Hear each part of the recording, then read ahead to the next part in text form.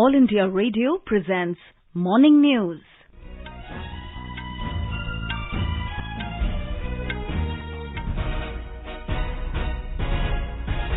Good morning. I am Sarabjit Kaur and with me is Subhadra Ramachandran. The headlines. Over 4 crore 36 lakh doses of COVID-19 vaccine administered in the country so far. Authorities in Mumbai order random coronavirus testing at malls, restaurants and railway stations amid surge in cases. NIA takes over probe of Mansukh Hiren's death case related to explosive-laden vehicle found outside industrialist Mukesh Ambani's house. Opposition demands resignation of Maharashtra Home Minister Anil Deshmukh over allegations of corruption levelled by former Mumbai Police Commissioner Parambir Singh. Prominent leaders on whirlwind election campaign to woo voters in poll-bound states and a union territory. Prime Minister Narendra Modi to address rally at Bokakhat in Assam today. National Pharmaceutical Pricing Authority brings more than 80 medicines under price regulation. EPFO adds 13.36 lakh net subscribers in the month of January this year. Railways to run special trains to clear rush during Holi festival. Pakistan Prime Minister Imran Khan tests positive for COVID-19. Prime Minister Narendra Modi wishes him speedy recovery.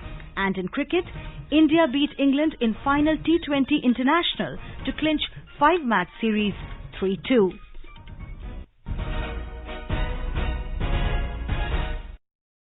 As the nation fights the COVID-19 pandemic, we begin the bulletin with a message of precaution to stay safe and protected by following these 3 simple steps. Wear a face mask, maintain 2 gaz ki doori for social distancing, focus on hand and face hygiene. Now the news in detail. More than 4 crore 36 lakh doses of COVID-19 vaccine have been administered in the country so far.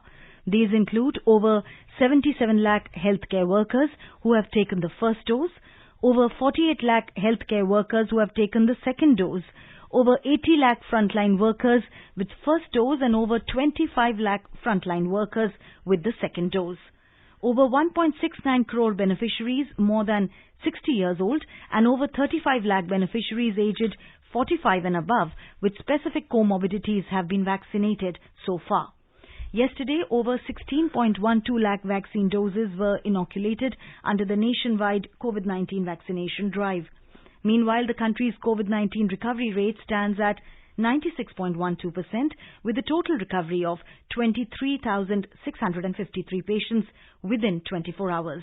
The Health Ministry said more than 1 crore 11 lakh people have already recovered from this disease. However, the active caseload is continuously rising in the country due to a sudden spike in the cases reported from various states. Brihan-Mumbai Municipal Corporation BMC has said that rapid antigen testing for COVID-19 infections will be done at random at crowded places in Mumbai in the wake of the surge in COVID-19 cases in the city. The tests will be done at malls, railway stations, bus depots, markets, tourist places and government offices. The BMC also said if a citizen refuses to get tested, they will be booked under the Epidemic Act. On Friday, India's financial capital lodged the highest spike of more than 3,000 new COVID-19 cases, taking its caseload to over 3,55,000. Uttar Pradesh government has advised people to strictly follow COVID-19 protocol as coronavirus cases have started rising again. Chief Minister Yogi Adityanath has ordered more testing and stressed the need for speedy contact tracing. We have more from our Lucknow correspondent.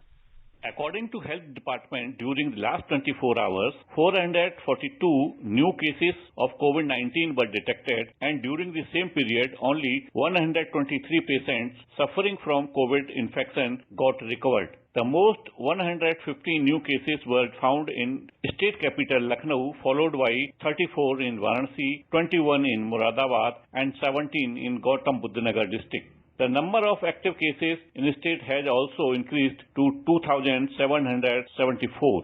The work of sample testing for COVID-19 is continuously going in the state and as of now, more than 3 crore 34 lakh samples have been tested. MS Yadav, AIR News, Lucknow. Madhya Pradesh has reported 1,308 daily new COVID-19 cases. We have more from our Bhopal correspondent. In Madhya Pradesh, COVID positivity rate is 5.2%. Bhopal reported highest 345 positive cases, followed by Indore with 317 COVID cases, while Jabalpur reported 116 COVID positive cases. With 2 patients succumbing to the infection, the death toll increased to 3,903, while 571 people were discharged from hospitals yesterday. Meanwhile, Indore, Bhopal and Jabalpur are under lockdown from 10 p.m. yesterday to 6 a.m. on Monday. Essential services and industries are operational during lockdown. State Public Service Commission mains exam is also being conducted today following all COVID precautions. State government has made adequate arrangements for transportation of students to and from examination centers. Pooja Privardhan, AIR News, Bhopal. In view of the surge in COVID-19 cases in some parts of the country, Bihar Chief Minister Nitish Kumar instructed health officials to ramp up vaccination and keep close watch on people returning home from other states, either by train, bus or flight, for the forthcoming Holi festival. Reviewing the COVID-19 scenario in the state at a high-level meeting, the Chief Minister asked officials to ensure COVID testing of passengers arriving at railway station, bus stands and airports in the state. Mr. Kumar said at least 70% testing in the state should be conducted through RT-PCR method. He asserted the report should be provided to the person concerned within 24 hours. He said schools in the state would remain open. The fresh surge in COVID-19 cases has so far not taken such an alarming proportion in Bihar that schools should be closed. In Jammu and Kashmir, Divisional Administration of Kashmir held a vaccination drive against COVID-19 among ulemas and muftis. They were administered vaccine shots at Sher-e-Kashmir Institute of Medical Sciences, SKIMS, at Saura in Srinagar yesterday. Director at SKIMS in Saura, A.G. Ahangar said, even though coronavirus has taken ugly shape in most parts of the world, the virus has been controlled significantly in the Kashmir Valley due to the dedication of all frontline workers. He said administration of vaccines to scholars will send a positive message and help ward off baseless rumours associated with the vaccination. More details from our Srinagar correspondent. Around a dozen imams and muftis from various Waqf board associated shrines and masjids were administered jabs in Kashmir Valley yesterday. The scholars expressed their gratitude to the Divisional Administration of Kashmir for the prevailing vaccination drive. They termed the rumours associated with the vaccine as baseless and have appealed to the people at large to get themselves vaccinated without any doubt in an effort to eliminate the virus from Kashmir Valley. Meanwhile, the District Development Commissioner Srinagar, Mr. Mohammad Ajaz, while showing concern regarding resurgence of COVID-19 virus, has emphasized on the strict enforcement of COVID SOPs, including compulsory wearing of face masks, maintaining social distancing and sanitization. He said that those found roaming at public places without face masks shall be fined and subject to rapid antigen testing in the interest of community at large. Sunil Kohl, AR News, Srinagar. Gujarat's Deputy Chief Minister Nitin Patel has said that vaccination work will now continue on Sundays as well due to surge in COVID-19 cases in the state. He said that 1.5 lakh to 2 lakh people are being vaccinated every day through more than 2,500 vaccination centers across the state. He appealed to the people to come forward for vaccination, which is safe and effective for the fight against COVID-19. Pakistan's Prime Minister Imran Khan has tested positive for COVID-19. Country's health minister said the 68-year-old Khan is self-isolating at home. Pakistan Prime Minister had received his first dose of the Chinese-produced vaccine on Thursday. Pakistan began vaccinations for the general public on 10th March, starting with elderly people. Prime Minister Narendra Modi has wished speedy recovery to Mr. Imran Khan. The National Investigation Agency NIA will now investigate the death case of Mansukh Hiren. The NIA spokesperson has said that Home Ministry has issued an order in this regard. At present, Maharashtra Anti-Terrorism Squad is investigating the case.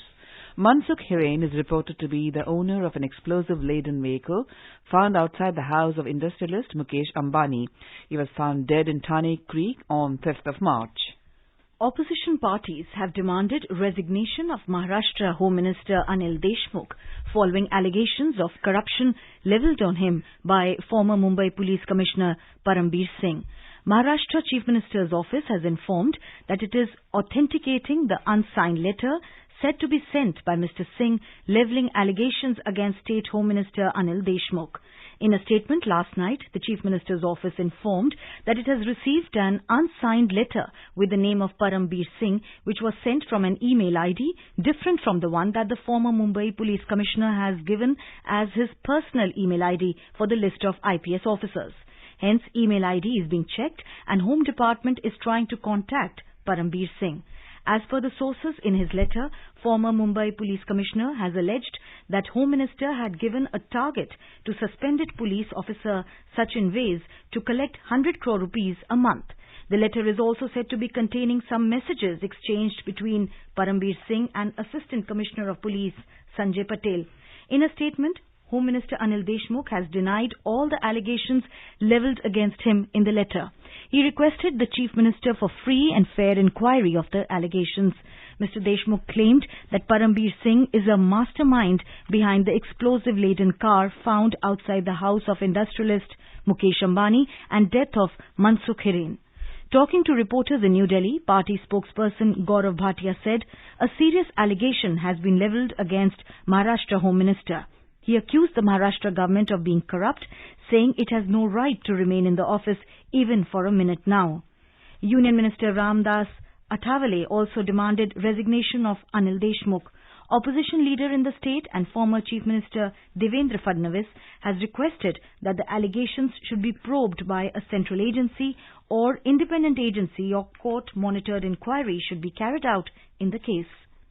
Mumbai के पूर्व police commissioner और serving DG Shri Paramvir Singh इन्होंने पत्र के माध्यम से जो आरोप लगाए हैं वो अत्यंत गंभीर है।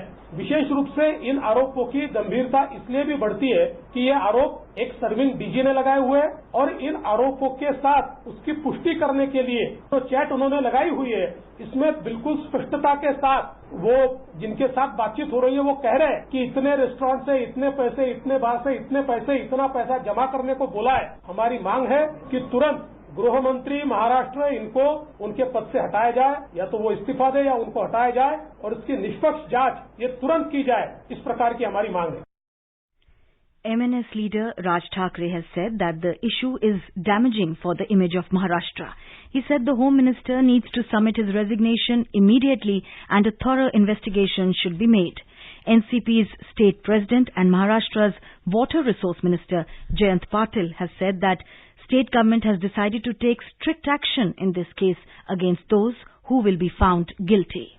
You are listening to the morning news on All India Radio. The headlines.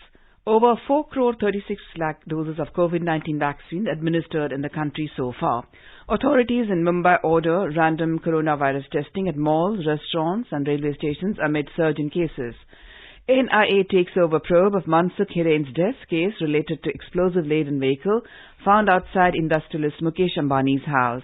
Opposition demands resignation of Maharashtra Home Minister Anil Deshmukh over allegations of corruption levelled by former Mumbai Police Commissioner Parambir Singh. Prominent leaders on whirlwind election campaign to woo voters in poll-bound states and a union territory. Prime Minister Narendra Modi to address rally at Bokakhat in Assam today.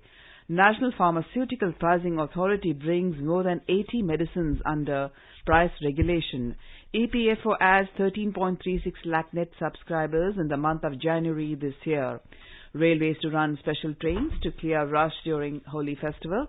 Pakistan Prime Minister Imran Khan tests positive for COVID-19. Prime Minister Narendra Modi wishes him speedy recovery. And in cricket, India beat England in final T20 international to clinch 5-match series 3-2. For quick news updates round the clock, follow us on our Twitter handle @AIR News Alerts. Welcome back to the morning news. Prominent leaders are on a whirlwind election campaign to woo voters in poll-bound states of West Bengal, Assam, Tamil Nadu, Kerala and the Union Territory of Puducherry. As the first phase of assembly elections is nearing in both Assam and West Bengal, the campaigning is heating up. Senior BJP leader and Prime Minister Narendra Modi will address a rally at Bokakhat in Assam today. Several senior leaders of the NDA will accompany Mr. Modi at the rally. Congress leader Priyanka Gandhi Vajra will also address 3 rallies in Upper Assam today. The Election Commission has restrained the political appointees who are heading the municipal corporations in West Bengal after expiry of the elected term from exercising the functions during the ongoing poll period. The The Commission said a committee headed by the State Chief Secretary will appoint the government officials to discharge the functions of the administrators and head of Board of Administrators in these local bodies till the time the Model Code of Conduct (MCC) is in place in poll-bound states.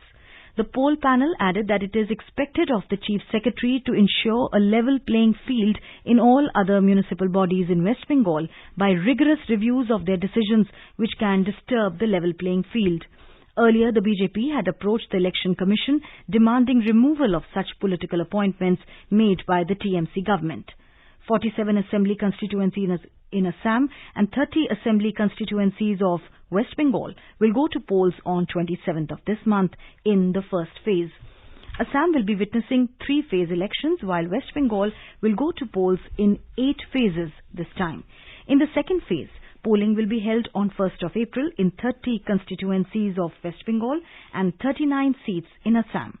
Meanwhile, tomorrow is the last date for withdrawal of candidatures for single-phase assembly elections in Kerala, Tamil Nadu and Union Territory of Puducherry and third-phase assembly polls in West Bengal and Assam to be held on 6th of April.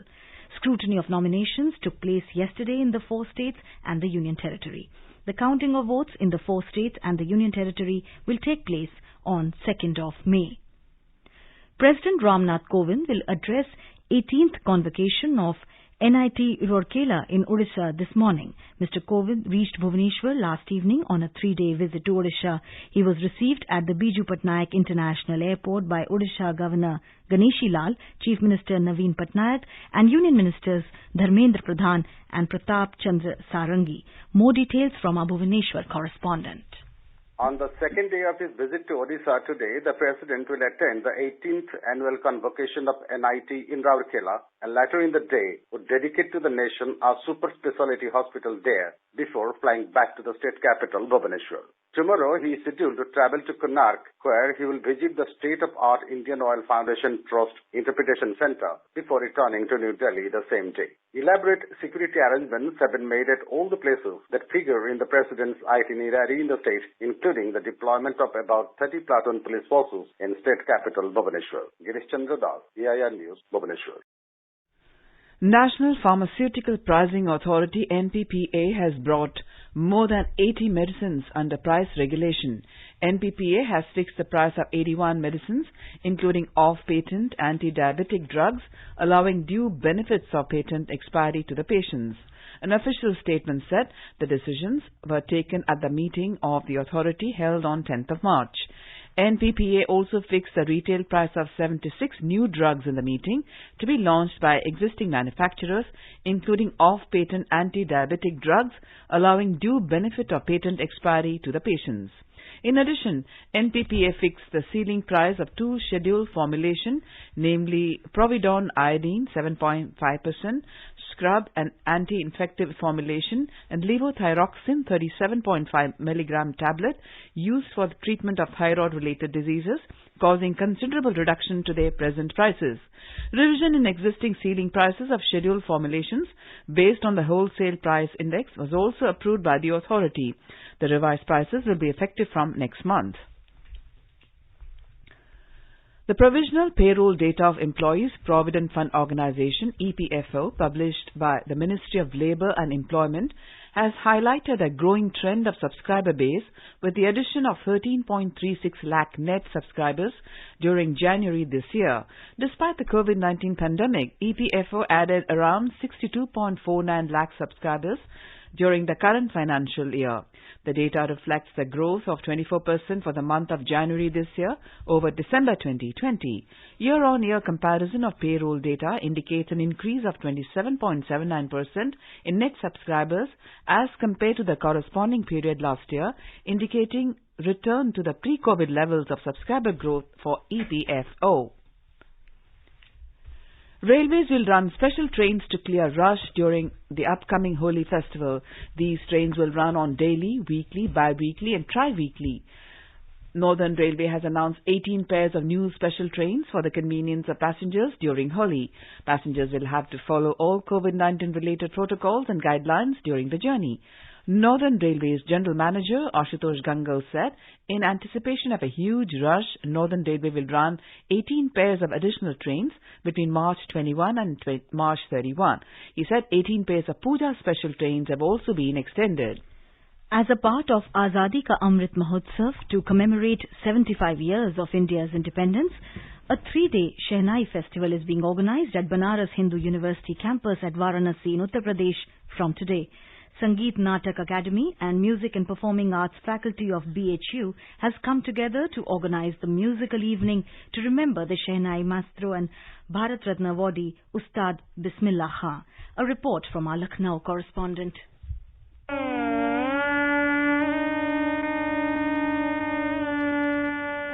On 15th August 1947, after Prime Minister Jawaharlal Nehru's Tryst with Destiny speech, the melody of Shehnai rose from the Red Fort. It was Ustad Kamaruddin Bismillah Khan who also played the Shehnai at the First Republic Day celebration in 1950. Ever since, he continued to mesmerize the world for more than 50 years with his melodious tunes till his death in 2006. His city Banaras will pay the tribute to the legend through the musical evenings for next 3 days. Famous Shehnai players from country will perform at Pandit Omkarnath Thakur Auditorium of BHU for more than 3 hours daily. The list includes Daya Shankar from Delhi, Shailesh Bhagwat from Mumbai, Rudresh Bhajantri from Karnataka, Ahmad Abbas Khan from West Bengal and many more. Today's evening will start with the performance of famous Shehnai player Daya Shankar from Delhi and will be concluded by Fateh Ali Khan, the grandson of Bismillah Khan. Sushil Chandra Tiwari, AIR News, Lucknow.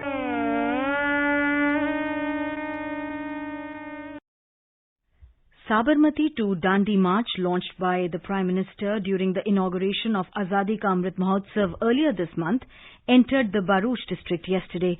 The reenactment of the historic Dandi March of Mahatma Gandhi is also proving biggest platform to spread the message of Ek Bharat, Shresth Bharat. More details from our Ahmedabad correspondent.